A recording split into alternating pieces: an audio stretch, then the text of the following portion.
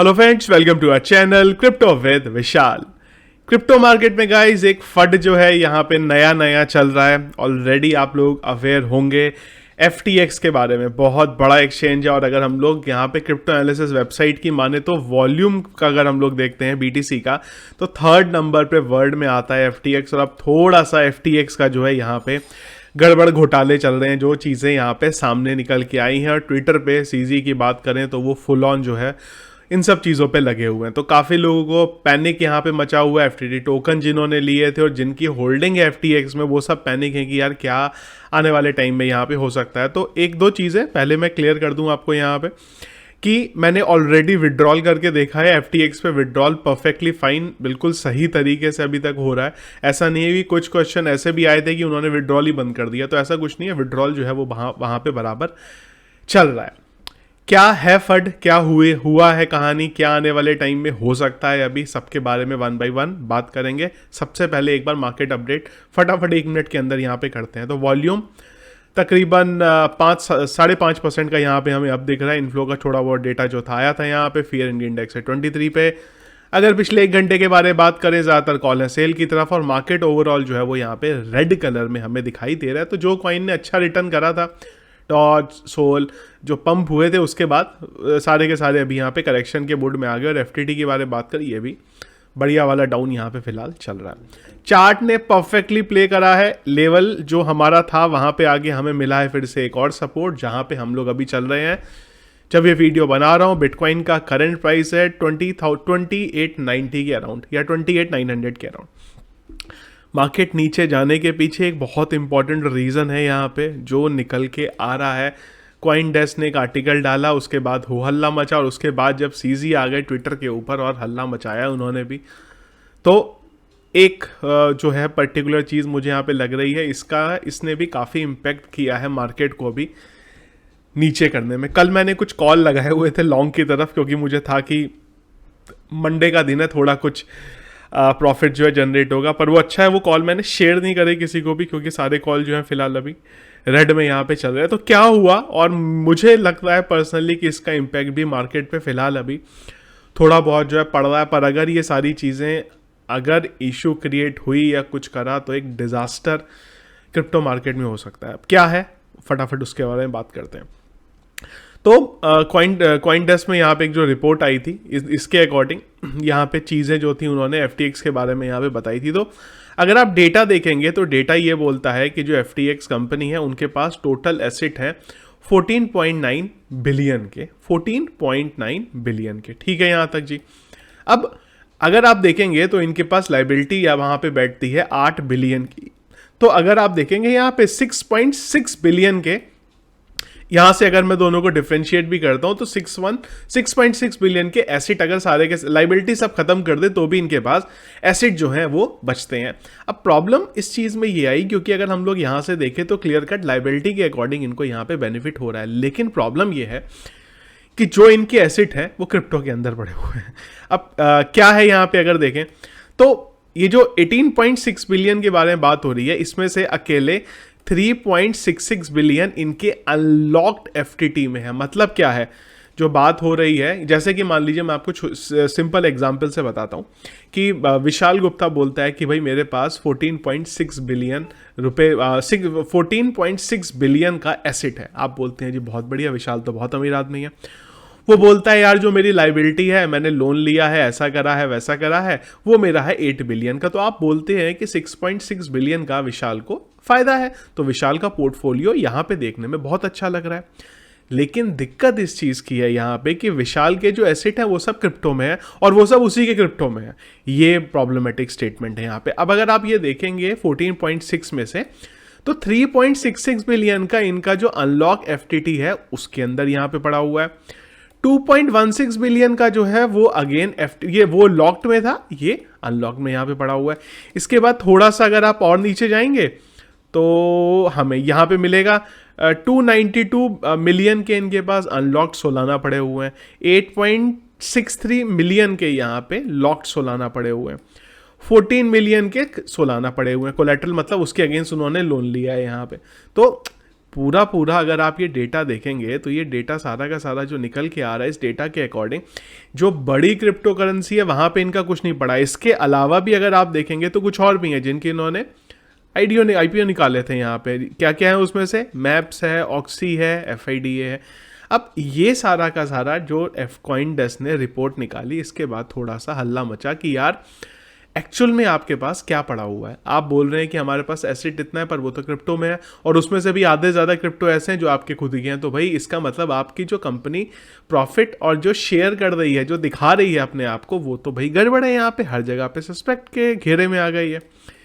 यहाँ तक सब कुछ सही था, एक रिपोर्ट थी, रिपोर्ट आती है इस तरीके की। प्रॉब्लम वहाँ पे शुरू हुई जब सीजी बाइनेंस पे आए, और सीजी जो बाइनेंस के ओनर है वो आए यहाँ पे, और वो ट्विटर पे उन्होंने उसके बाद थ्रेड जो है शेयर कर दिए FTX के अगेंस्ट। यहाँ पे सबसे पहला उन्होंने क्या बोला कि भाई बाइनेंस जो है वो एग्जिट कर रहा है FTX लिक्विडिटी से, जो कि इक्विडिटी से, जो कि लास्ट ईयर बाइनेंस ने करी थी। रफली उसकी वैल्यू थी 2.1 बिलियन USD की यहाँ पे।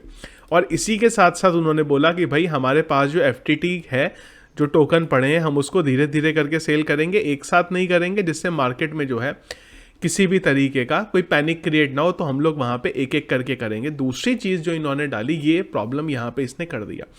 इन्होंने यहाँ पे ये बोला कि भाई जो लिक्विडेशन करने की हम लोग बात कर रहे हैं FTT के, ये हम लोग अपना रिस्क बचाना चाह रहे हैं। ये प्रॉब्लम आ गई यहाँ पे।